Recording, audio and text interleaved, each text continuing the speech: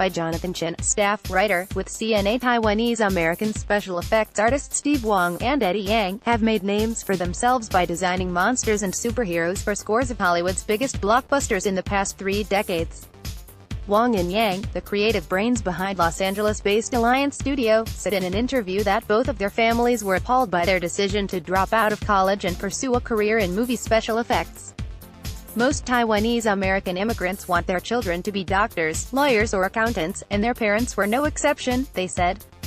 Wang said his teacher scolded him by saying his obsession with monsters and his failure to apply himself at school would make him a loser, but these days loser is not a word people in Hollywood use when they talk about Wang and Yang, whose resumes include work on Predator, Blade, The Dark Knight Rises, Avatar, Iron Man, Avengers and Man of Steel.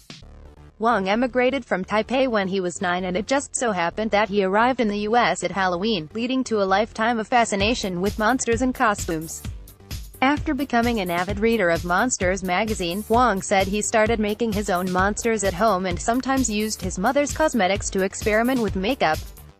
By the time he was a teenager, he was virtually a hermit, never leaving his bedroom. Yang was born in the U.S. and was a huge fan of movies featuring monsters, especially An American Werewolf in London.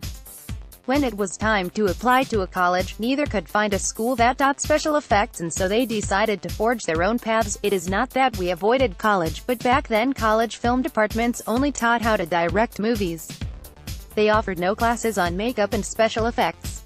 That was what we were interested in, Wang said. Wang and Yang decided to get jobs in the movie industry, and they worked together under Hollywood legends such as Stan Winston of Alien fame, 7-time Oscar winner Rick Baker, and Dick Smith, the revered godfather of makeup. By the late 1980s, the duo had made a name for themselves, with Wang receiving broad recognition for creating the monsters for Predator and Gremlins 2, which was a Steven Spielberg production. Having worked on the Blade franchise, director Guillermo del Toro approached Wang to work on The Shape of Water, which became an Oscar-winning film, but he had to decline the offer due to a scheduling conflict. Outside of the U.S., he has worked on La Belle et la Bête with the French director Christophe Gans, who, unlike Hollywood directors, demanded a creature design that was aesthetically pleasing rather than to inspire fear, Wang said. Yang designed Anne Hathaway's look as Catwoman in Christopher Nolan's The Dark Knight Rises. He came up with the idea of using a pair of flipped-up motorcycle goggles to represent her ears, he said.